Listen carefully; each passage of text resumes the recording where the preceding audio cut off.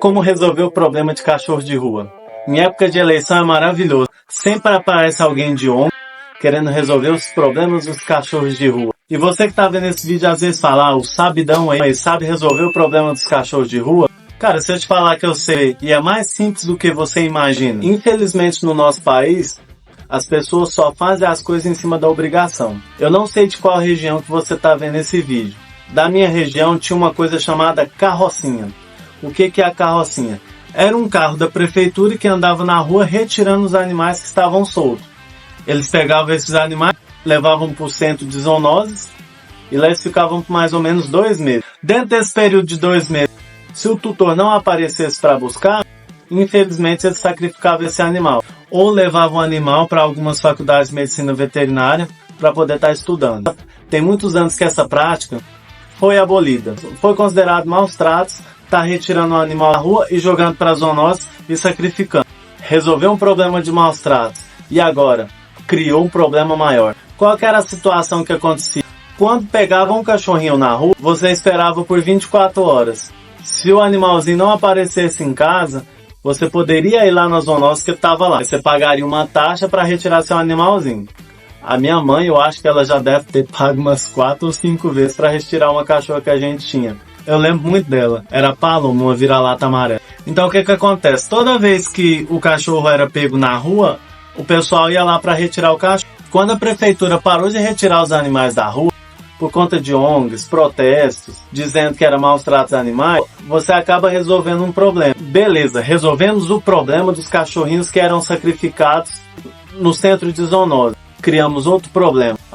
Às vezes você fala, que problema é esse? Que palhaçada é essa? Os cachorrinhos não estão morrendo mais na zoonose.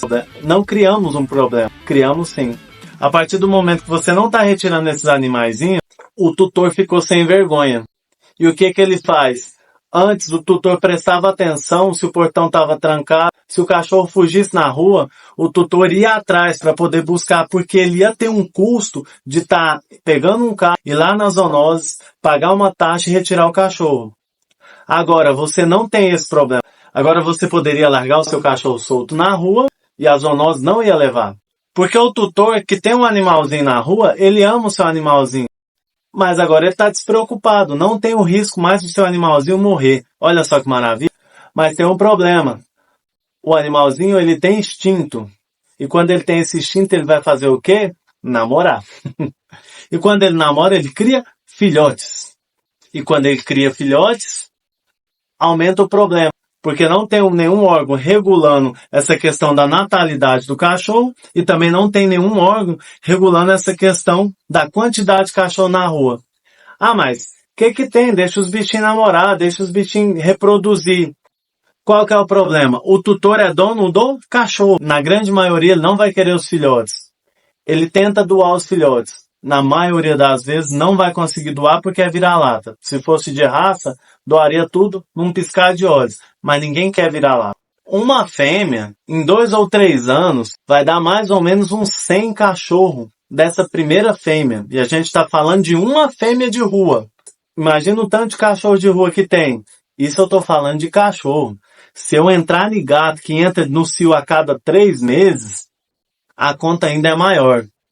Ah, e por que não resolve esse problema? Que ainda não apareceu nenhuma doença que ataque diretamente o ser humano.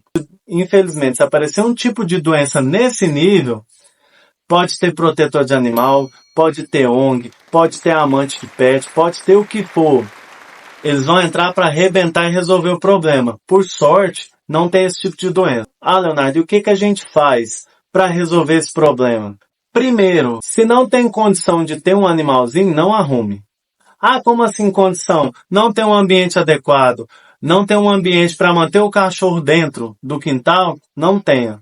Segundo, castre o animal.